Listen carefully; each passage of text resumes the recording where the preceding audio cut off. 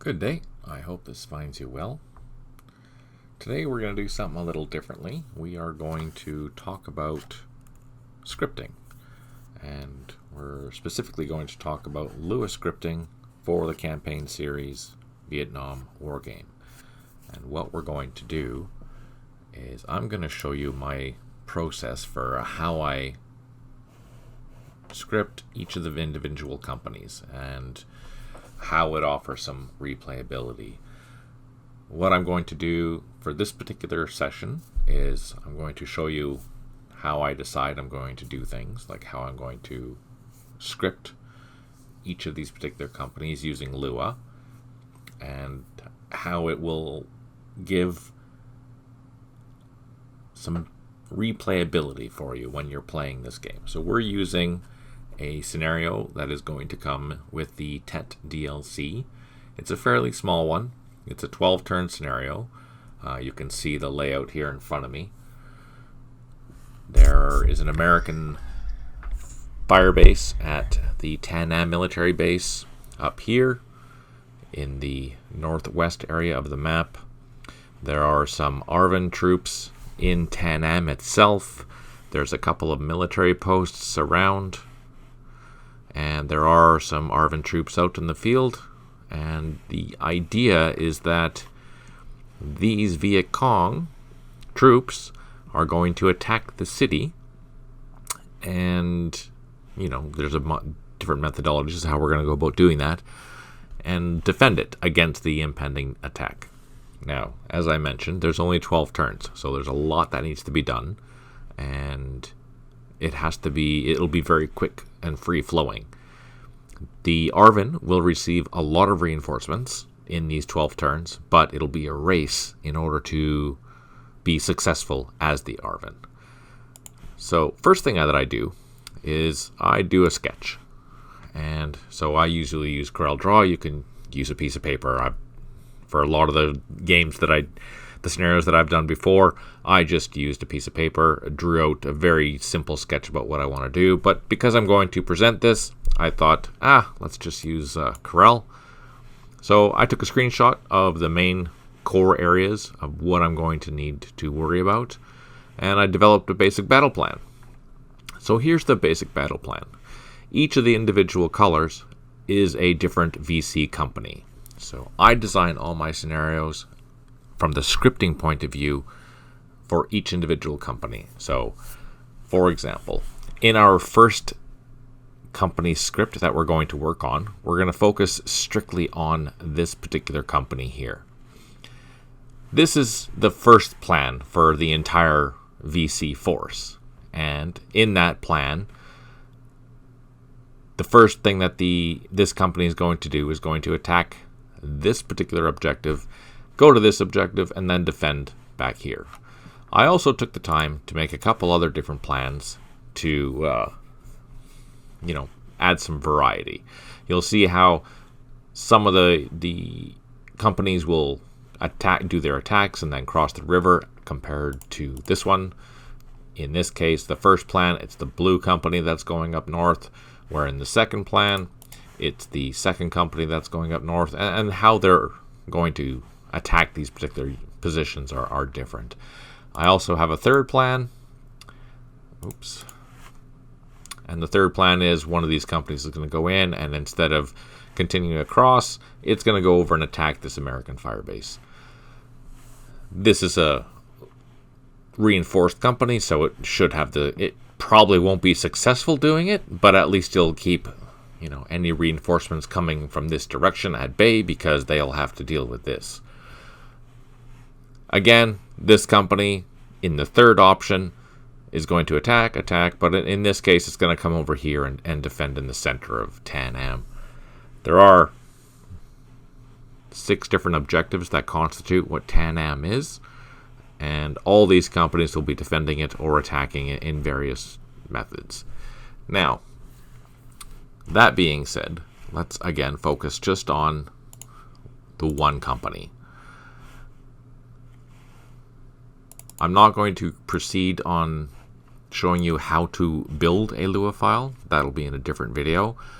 In this video, I'm just going to show you what I'm going to do for scripting that particular company. How do I know which company that is? Well, the easiest way to do that is by showing the track IDs. And I can open, this is the map editor, or the scenario editor, sorry. And I can show you what the track IDs are by options, unit list, and show track IDs. And that's what these are here. So we can tell that this number is 42, which means that's the ID number 42 for this particular platoon, and 39 references the company.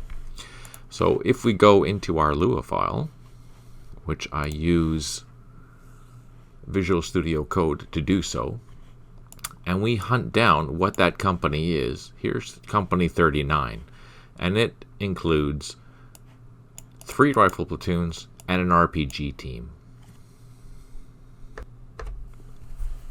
So what am I looking at here? This is actually the Lua file that gets built for you using CSLint or the Windows tools that are provided to you. And what it does is it goes through all the scenario or all the units that are active in the scenario and generates this list. Further down, it generates a whole bunch of different things for you. So it makes developing these files a lot simpler. For example, it will generate these. So I've already come in here to start editing this. Here is this is the section of the Lua file where we're going to be giving the AI some intelligence. We are going to basically script what we want the AI to do. Now, one main thing you should be keeping in mind when you're scripting the AI is that there are 2 different AIs within the campaign series games. There's the scripted AI, which we're going to be using, as well as the engine AI. So you can think of it as the scripted AI is giving the higher level commands out. We're saying, okay, we want your company to go to this position and attack it. But the engine AI will then take over and do that attack, for example. How it does that attack will be up to the engine AI. You're just giving it the ideas, okay, I want you to attack this particular position. I want you to attack it, using force, using a fanatical attack or something like that. Whereas the engine AI will take over and do that attack for you. It'll do the movements, it'll do the attacks, it'll do the defense. But we're just using the scripted AI to let it know where we want it to be doing these things. Now that that is out of the way, let's take a look at what we're going to do with this particular company. So for me, what I like doing is I like giving each company a die roll. And that die roll is going to be 3 different things. 1, 2, or 3. In this case, it looks like it's attack left, attack center, or attack right. So it's going to come down to here in the Lua file. It always reads top to bottom. It's going to come down, find the units, and that unit's going to come to here and say, all right, we're going to attack. But where are we going to attack? First time, it's not going to know anything. This is false. There's nothing there. So it's going to randomly pick either attack left, attack center, or attack right. And then that's going to be the value. From there, if this value is correct at attack left, then it'll go into here and do whatever we decide that we're going to do. If it is attack center, it'll come into this part here and do whatever we're going to instruct it to do. Alternatively, if it is attack right, it'll come into this last one and do whatever we want it to do. How are we determine what it's going to do in each of these things? Well, that goes back to our plan. So basically, we're going to have this company in attack left. It doesn't matter which one it's going to be. Attack both of these in order, and then defend in this particular hex here. After we have that location secure, we'll put it in defend, and then we'll have a little icon or a variable that says, yes, we've made it here. That way, when I'm playtesting and I want to take a look at the files, I know where it gets to. I like doing things in phases. So for more complicated companies that we'll go through in later videos, we're starting with this one because it's an easy one. In later videos, you'll see where that variable will come in. Very handy later on. I want it to complete one phase of the operation, then I want it to go to the next phase, and when it's completed that operation, we'll then go to another, and so on and so on and so on. That's how I use these type of things for the A Weekend series, and that's 420 turns. So we have to have companies being able to do things logically, progressively, so they're not worried about something that happened 4 days ago or 200 turns ago, and they're focused on the here and now, right? So this case will be fairly simple because this company is the easiest company on the map. It's going to be doing basically the same thing and mainly securing Eastern Tanam. Now, one thing to keep in mind, these three options are going to be very similar. Could I do them all in one option? Yes, probably.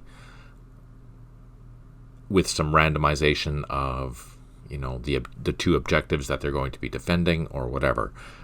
I could do that, but I'm going to keep this methodology going forward for the simple fact that if I decide that this company takes over these positions far too quickly, they shouldn't, but if they do, then that gives me the option to modify each of these different attacks to have it a little more interesting without narrowing down it into one code block. Then it doesn't give me some flexibility, whereas if I have different options, I can change things around quite simply. How are we going to do this? Well, we're going to look for functions, and there's over 600 functions in this Lua functions reference text to figure out how we're going to attack. And we're going to use attack sequential, but we're going to have it so that it includes a shuffle within that attack sequential. So what I'm going to do is I'm going to do some copying, pasting, and some modifying for this first left attack, and I will come back and show you what I did. Okay, here we are. I completed, relatively, almost, the attack left vector for this particular company. So what did we decide to do? We decided, so we have a variable that is not complete yet. So if not, which is true, it's not there, we're going to do this. And what is this saying? We're going to roll another variable for this, and right now it's false. So what is it going to do? It's going to do a shuffle of these two objectives. How do I know these two objectives are? In the scenario editor, I turned on display map hints, and it identifies each of these two primary objectives that we're looking for. So we can see it's objective 10 and 11, therefore 10 and 11. So what it's going to do is we're going to attack sequentially whatever the random order is that is. So this is shuffling 10 or 11.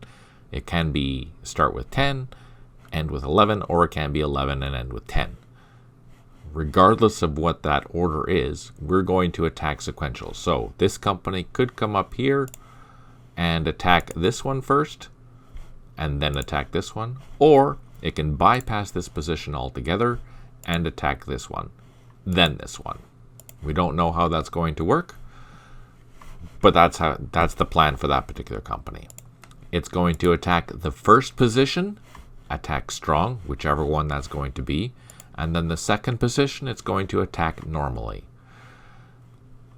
So what's the difference? Attacking strong, you're going to have more likelihood of some assaulting, and attacking normal, they're mostly just going to be sitting there firing. Some additional variables that we've included here is this false and true, which means that if the first attack has been recaptured, we don't care. We're going to focus on the second for sure, no matter what it is. It's an attack normal, so we're just going to sit there and shoot. We're not going to worry about the thing that if it was retaken, we don't care. And then, when that's successful, when both of these objectives are owned by the VC side, objectives 10 and objective 11, Then we're going to defend normal in objective 10. And I'm going to have this variable be equal true, which is saying, okay, we've finally secured this. And now we're good to go. What is our next mission going to be? That is this. So this is our next mission. Our next mission is going to be, we're looking here, we're creating a local variable. It's going to be objective 10 count. And what we're doing is we're looking for enemy units within a radius of 2 hexes in any direction of objective 10 that belong to the, actually we'll change this to the Arvin side, because it's most likely going to be Arvin troops that are here. Basically any side A troops. And true means that, yes, we actually have to be able to see them. We can't cheat and have the AI just know randomly that we have something in there that shouldn't be there. If that count is going to be a number, because it's units within count, a count is a number. If that count is greater than or equal to 1, but less than equal to 3, it's going to attack. So if there's 1 or 2 Arvin troops running around here, they're going to attack it. And they're going to attack it strong. So they're probably going to try and surround it and assault it, as well as doing a lot of direct fire against it. If there's more or equal to 4 or more, what it's going to do is we're going to say, no, we're not going to attack that anymore. We're going to pull back and we're going to defend just objective 10. On the other hand, if the objective 11 is owned by the Arvin side, we're going to go out there and try and counterattack it to take it back.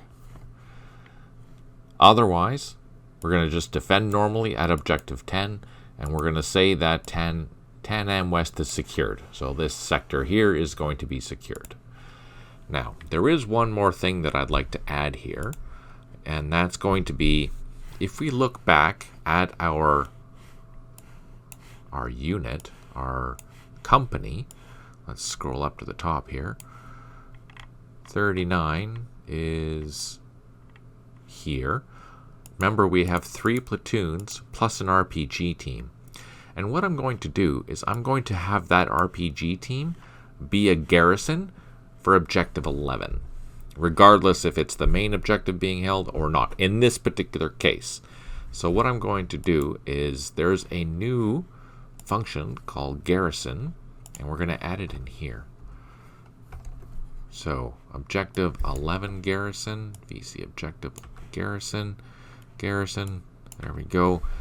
Now I need to make a modification to the units. So we're going to have a difference of that grouping minus the VC, this, whatever this is.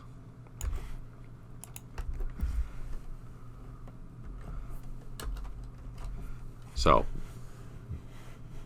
that means that this garrison is going to be, once this is captured, once objective 11 is captured, it's going to stay behind. It's going to have this RPG team staying behind in this objective. How do it knows it's going to be the RPG? It doesn't actually. It might not even be the RPG team. When it does a garrison, when it's looking at a garrison, it's taking the least strength point unit. So if one of my rifle platoons got knocked down to 1 strength point, it's probably going to take that. Is that likely? Probably not, but it could happen. So since the RPG teams are typically 2 strength points, we're going to assume it's going to be the RPG team. And we want to make sure that whatever unit is selected here, which is going to be the least strength point unit here, is going to be not included within this particular company when it goes back to do these other things. So this is only going to be true when this objective is secured. Then that's going to be pulled and say, hey, we need to protect objective 11. We're just going to leave it there. And hopefully the Arvin, if they come back, they'll run into that unit and we can call in some reinforcements or whatever. So there we go. That's basically one attack with a whole bunch of randomness if you look at it. There's randomness in this shuffle, so it's going to choose either this or this. And then we don't know what unit is going to be defending objectives 11. And right now, the counterattack is going to be focused strictly mostly around objective 10. So I'm going to do something similar for the next attack center, except I'm going to have it reversed, and I'm going to change it so that both of these are attack strong and both of these are going to be true. So give me a moment and I'll type it up and I will show you when it's done. And there we go. Just like magic, we have the attack center done. You'll see that it's mostly similar to the other, except what we're doing is we're defending the other objective. So instead of objective 10, we're now securing objective 11. We also changed how they're going to attack, and are they going to counterattack if one of the points are taken. So whatever one it's going to be, if it's objective 10 or objective 11, the first attack is going to be an attack fanatical, followed by an attack strong, and in this case, if either or both are retaken, they will try to attack them back. Once they're secured, both secured, we'll be defending at objective 11 as it says, and then we're going to do the same thing as we did before, but we're going to focus on objective 11 this time. So we have a radius of 2 hexes looking for any Arvin units. Again, we're going to attack them if they're less than 3.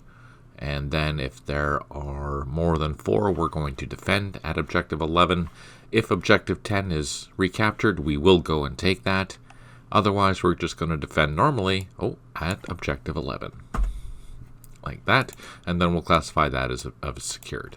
So what I did also is the unit that I'm going to pull out, the weakest link basically, we're going to have that garrison objective 10. So I needed to come up here and added that variable here to objective, or to this difference. It's not going to see this in that particular case because there is no objective 11 garrison, so it's going to ignore that in this case. So it'll be whatever the difference is between this, and the same for the attack left. It's not going to see that, so it's just going to focus on these 2 items. So yeah, that is objective center, or attack center. Now, for attack right, if we look back at our plan, the third plan was we're going to attack all the way across. So we're going to do this, followed by an attack into here. So what we're going to do is I'm going to break this up into 2 different attacks. We're going to have the attack 10M east side, followed by 10M center. So I will type that up, and then we're going to see how that looks. Just give me a few minutes and I'll be right back.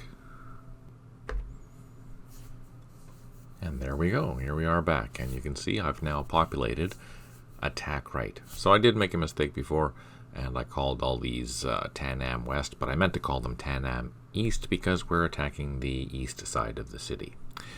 That's sorted out now. Let's see what this attack right is going to do. So we are doing the same thing. We are attacking 10 and 11, and it'll be a random attack depending on which one gets attacked first. In this case, we're both going to attack strong for each location, and if they get counterattacked and retaken, we will take them back. Once they're secure, we're going to defend number 10, and that'll be the end of phase 1. If that's secure, it's starting phase 2. What does that mean? The first thing it's going to do is it's going to look for objective 6, and if it is not captured yet by this company, we are going to go over there and help that company to take it. On its way there, there's only one place to cross, in this location here, and this is objective 7, just as an FYI. If it is already owned, then we're just going to go over there and defend strong, and then we're going to complete that phase. Then we're going to go to phase 3. Phase 3 is going to be securing this area, and so we're basically saying that any or Arvin units within 2 hexes of that particular hex, we're going to do the same as before. we're going to counterattack if it's less than 3. If it is more than 4, we're going to defend that strongly. And if this objective 7 happens to get recaptured, we will take it back. We are going to leave a garrison in objective 10 in this case. So that basically boils down what we're going to do for this particular company. You'll see that while it's similar, there are some variations, so it will add some uniqueness to the play. If you recall correctly, in my initial setup, I had 3 battle plans, and that's the basis for basically all of the different companies. But now, think about this for a second. Each company is going to be operating independently of the other ones, although I can have it so that, for example, and I'll do this in a future video as we continue with this particular scenario, this company here, even though it's secured this, it won't go and attack this location unless this company has secured objective 10, for example. So this company will attack in one of its options this particular objective point, which is objective 11. It'll sit there and hold it until this is secured. Once that is secured, then it'll come and attack this. Now, if each company has a die roll, it could be 1, 2, 3, 1, 2. It could be 1, 1, 1, 1. It could be 3, 3, 3, 2, 2. There's so many different numbers or variations of how this attack can go. Is it going to go as attack 1 for all of the companies? Probably not. It's a very unlikely event that that's going to happen. The same for all the attack plans for attack 2. Are they all going to happen? Are they all going to be going as I planned? No, probably not. The same for 3. More than likely, it's going to be a mix. It could be that, yeah, my attack plan 3 happens for every single company, and then my attack plan 3 works as intended, which is fantastic. But for the variations and for the, replayability, so that every time you play this scenario, it's going to feel like it's really different because of this and how I'm doing this. If you can expand this out as big as you want, you can do it so it's a battalion that you're giving instructions for, or a division. I like doing it at the company level because it provides me the most flexibility for the units that I have, especially in a scenario this size. Anyways, so next time in this scripting with Lua series, we'll work on another company, and we'll continue working through these companies so you can see the scripting process that I have as I'm developing this and how I'm scripting the AI to do what I want it to do. I hope you're finding this interesting. If you are, leave a comment below. Hit like, subscribe. If you think this is interesting and you have questions, ask them and I'll be happy to help. Again, I'm not a programmer. I'm really new at this. I'm learning how to do it, but it's a lot of fun because you can watch the AI doing exactly what you're asking it to do. It's so much fun. It's so interesting. Anyways, we will continue with this series. There will probably be at least 5, one for each company. And yeah, that'll be that. Thank you so much for tuning in. Thank you so much for your interest. It is really, really appreciated. And on that note, take care, smile always, and we'll talk to you soon.